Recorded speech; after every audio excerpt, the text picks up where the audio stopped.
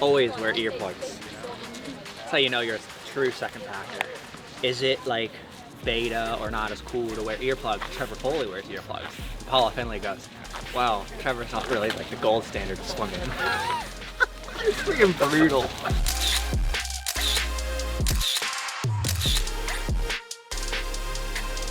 Some recovery. Been here for a day now and have had like, I don't know, really good interactions with people. Everyone's asking me if I'm going to repeat, when, run faster, bike faster, I don't know. But yeah, no, vibes are really good. We got the whole team here. So this year's been a bit trying for me. I've had, you know, some pretty up and down results, some DNFs, some unfortunate mechanicals, one thing after another. So yeah, I don't think I have any pressure, to be honest with you. I think I've had a mixed bag of results this year for one reason or another, and you know, I got nothing to lose here. You know, only to make the season better. So I'm in a good head spot. I think, you know, maybe some of the other big names who've had some really good starts to the season, like a HOKA Hog or Leon or Matthew Marquardt, they've all had exceptional seasons so far. And me, I'm just, you know, I'm trying to pick the season back up. So I don't really have any pressure. I'm in a good headspace. When you only finish half the race to start, you know, and I, you know, I've only finished a 70.3 this year, 2 of them. Dude, we gotta hurry. We're gonna be late. Yeah, I'm pretty fresh. And freshness, like my good friend Lionel Sanders says, freshness goes a long way in the Ironman. If you're 1% done in the Ironman, it could be a really long 7, 8, 9 hours. But if you're just a little bit underdone, then you can kind of transcend the training and really just get the most out of yourself, which is what I did really well last year. I came in here really fresh and was able just to really push beyond my limits, and that's how I feel now. Training's been really good, but I'm also really fresh and really fired up. You're gonna be late. You're gonna run. Well, I gotta run. You gotta run. You know where it is? Yep. Zone 1 when in a rush to get to panel. Does that turn into zone 2 at any point? We might have to push this to zone 3 or 4 on the back end. I'm gonna peep at the watch and the turn. I might have to hit it to zone 5. Yeah, where are you headed? Pro panel, then pro meeting. Pro. I'm a pro. Are we late? Not yet? Not yet.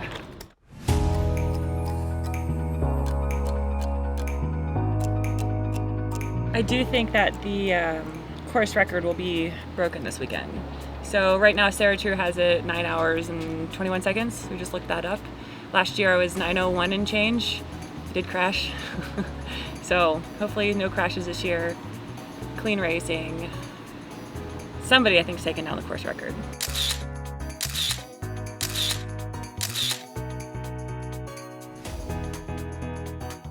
When you line up on Sunday, like, are you feeling like you've done everything you can? You feeling like you've sold yourself short, or what's going on there? Yeah, no, I feel like I've done everything I could. I wouldn't be here if I didn't feel like I had a chance to do well. I mean, or even finish.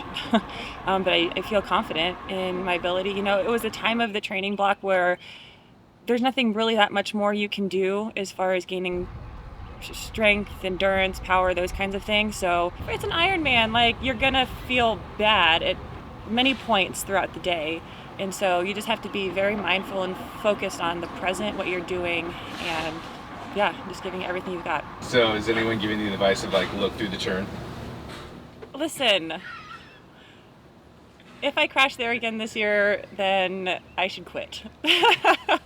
I would like to say, you know, I'm going to be hyper-focused on the Pro Series and winning, but it's an Ironman, you know. Those are things that you just can't think about too much throughout the course of the day.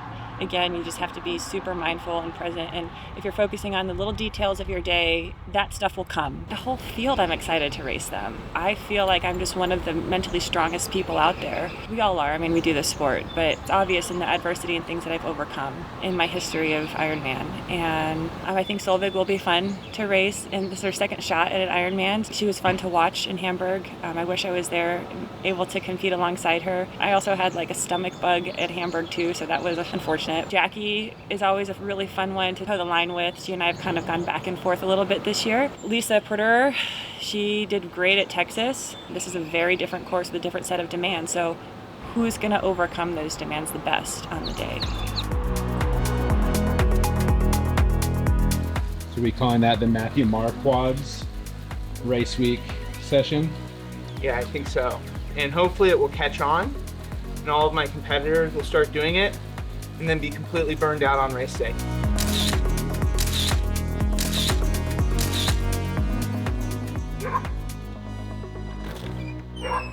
What's that, dude? Hello. How are you? Good. Look at that. What do you have? What better things to do than study? So thank you. Does it feel like you've lifted the weight off your shoulders of winning your first Ironman? I mean, the winning is never what this sport has been about, but like it's obviously a goal. It meant that I was racing against the best, and so to do that in Cairns was definitely super meaningful.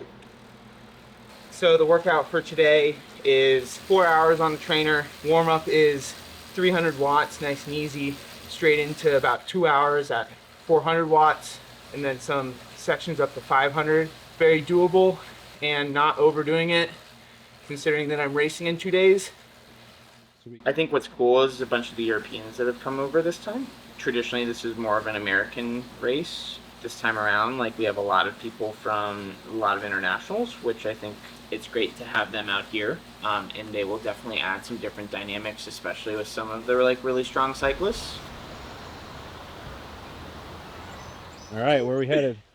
All right, so today I'm inspired by the Norwegians, and we're gonna do about a 30-mile run, the whole course plus a little extra just for good measure, and then we should be all set. Do a what, sorry? Do a moment of silence at the spot where my soul died last year. Kind of like that you're gonna go revisit it and make peace with it, sort of thing. Sure. So I think what makes Lake Placid such an awesome, but also challenging and incredibly mean course is that you're basically going uphill until the last like 3/4 of a mile of the run. Just never lets up. And this final stretch right here is what I always dread. So, welcome to Lake Placid. So Toffer decided to get me some 8 years old and up Legos to play with because he knows that I like Legos and I also like science. It wouldn't be a proper Ironman build if you didn't build at least one Legos. So, here we go. We're almost there. All right, ready? Yep. Boom! We did it. All right, I guess now it's time to go race.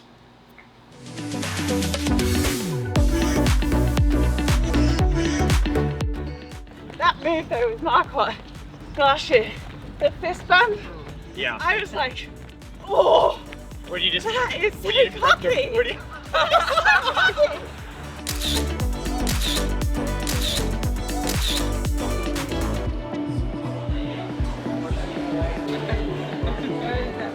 So how you feeling? First Ironman. Yeah, I mean, I feel good. I just have no idea what Sunday's going to actually feel like. Because in training, you just don't go the full distance. You're only biking up to 5 hours, you know, long run up to 21 miles, but then that's not consecutively. Like, I've never done anything for nearly 9 hours straight. So I'm just curious and cautious. Just like wanting to be mentally strong, like, because I know inevitably there's going to be like really tough moments. Kind of has that. Ironman was always going to be my big goal this year of going to Kona to qualify. So I'm only going to know how the training's like really relating to an Ironman on Sunday. So super excited just to find out. Obviously, like what I have done so far has given me confidence of that everything's trending in a good direction, but you just never know. I've never done a full Ironman.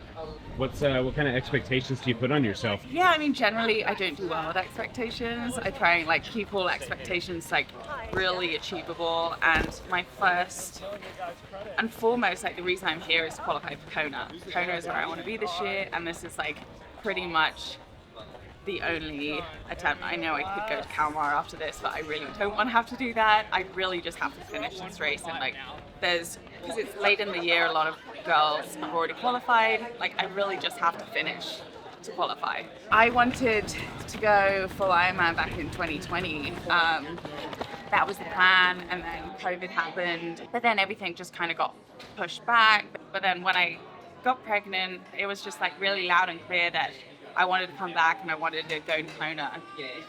Kona being the focus, what would winning this race mean to you? I mean, winning would be huge, I think, especially, you know, the girls here that are really tried and true, like Jackie Herring, but then there's like newcomers like Love Seth. Yeah, I think a win would be like, oh, I'm going to be just fine at Ironman, but I'm not getting carried away and thinking that way yet. Hello. Hi, baby. Don't be scared. Boo. This is my friend Jackie. Oh, I must hold this baby. She might cry. She's heavy now. Don't cry. Don't cry. Don't cry. Puppy.